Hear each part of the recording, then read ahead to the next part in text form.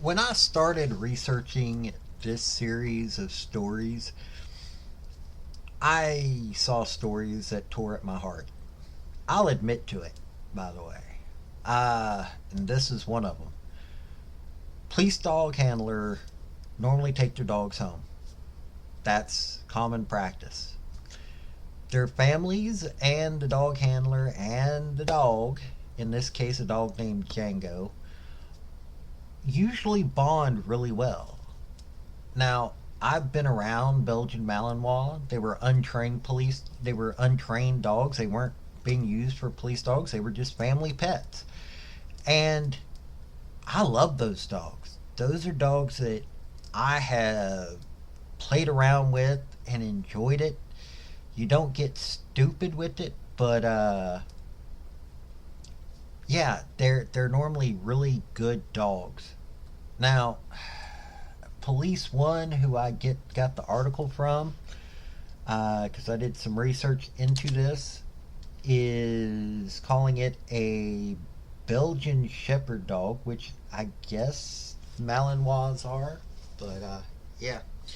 Also, if you like this story and want to see more of the news that's rarely covered, I'm trying to get to 1,000. I'm trying to get to the point that I am being funded, so I can get to the point that I can bring on people to interview, primarily people that are uh, newsworthy, such as politicians and police chiefs, that kind of thing. So if you just won't mind, help me out, help me get to 1,000 or more. Hopefully, I'll eventually get to 1,000. Well, I will. I don't doubt that I will, but I just like to get there. So just help me out there. So after the introduction, I'm going to tell the story of what happened. Howdy, y'all. This is Paul, the Redneck Thinker. What we have here is a channel to communicate. I want you folks to be thinking about the time you leave my videos. Why? Because I'm tired of people talking via what other people tell them to think. So, watch my video and enjoy the chance to think for yourself. Okay, like I said earlier, I've got a Substack now link down below to an article that I've got this so you can research all this on your own. This is via Police One. That's a pro-police news organization.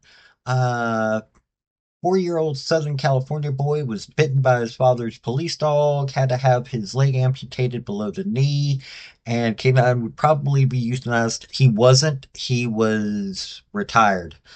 Hunter Mastler remained hospitalized 4 days after the Belgian, well, they're saying Shepherd dogs, Malinois, clamped onto his left leg in the backyard of his family's Hesperia home. Neighbors knocked over a fence and pried the dog's jaws open to free the boy. Hunter will remain hospitalized for another week, Rialto Police Captain Randy DeAnda said. This is in 2015, by the way.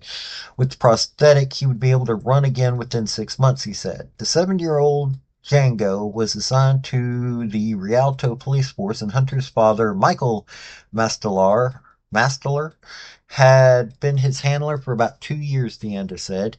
On a Sunday afternoon, Masteler had returned from a 2-day trip to Big Bear, where he had run a boot camp for at-risk youth. DeAnda said. Django had been left in a large backyard kennel during the trip, and Masteler let him out into the backyard before going into the house where his son was playing video games. Massler's wife had gone shopping with their 18-month-old son, and Massler went upstairs to change for about 2 minutes when Hunter opened a sliding glass door and screen and went into the yard, DeAnda said. For an unknown reason, Django went into bite mode and clamped down on the boy as he was trained to do in some criminal situation. Boy scream alerted neighbors who called 911 and rushed to help. Jeff Halamard smashed the gate, knocking down the fence, and rescued the boy. His son and another teenager pulled the boy to safety. Okay, so DeAnda said Halamard then picked up the dog and slammed it to the ground and pinned it in a bear hug until Hunter's father came outside and put the dog in the kennel. The attack was probably going on for at least 2 minutes before he was pulled out, Halimard said. Halimard's wife, Shannon, tried to keep the boy calm by singing his ABCs and 1, 2, 3s with him, she told the San Bernardino Sun. I was just trying to keep his mind off of what had just happened. The dog was placed in quarantine for 10 days. It's likely that following investigation he will be euthanized. Okay, like I said, that didn't happen. Django had no history of aggression and received regular training, and his record as patrol SWAT narcotics dog was impeccable, Deanda said. We don't know what prompted the bite. Department's 4 police dogs are always supposed to be under direct supervision of their handlers, and the department is investigating to make sure there were no policy violations. So that's what happened there. Now look, this is one of those sad instances where my heart goes out to that father. I mean, if something like that happened to my son, I don't know what I would do. Um, Actually, I know what I would do, and I'd probably go to jail for what I would do because the way I was raised, a dog that do something like that is a danger, and yeah, you can't have that dog around the house. But this is why I'm wanting people to think about police dogs. I want people to realize that there are inherent dangers with the training, with the situations. I am pretty certain that Django knew this little boy. If he had been around that house for 2 years, he would know that little boy. So him attacking like that just is both strange and heartbreaking. You have to realize we need to think about what kind of tools our local police force has. It may seem cool. Okay, well, these dogs have a good, recovery rate or whatever of criminals and whatnot, but you're looking at this could cause these dogs cause all kinds of lawsuits.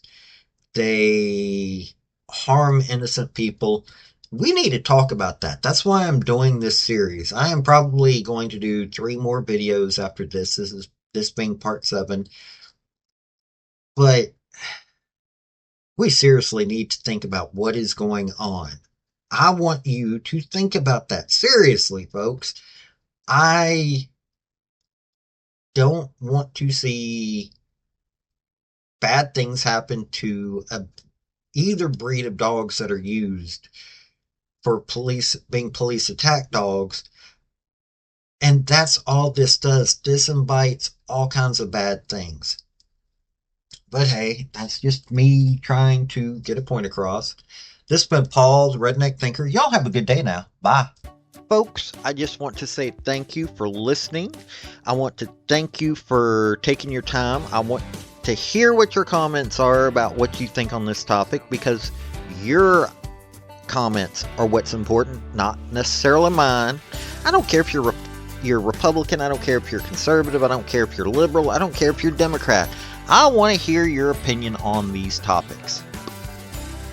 I want to thank you yet again for listening to my video. Like, subscribe, and all that other hoopla. This has been Paul, the Redneck Thinker. Y'all have a good day now. Bye.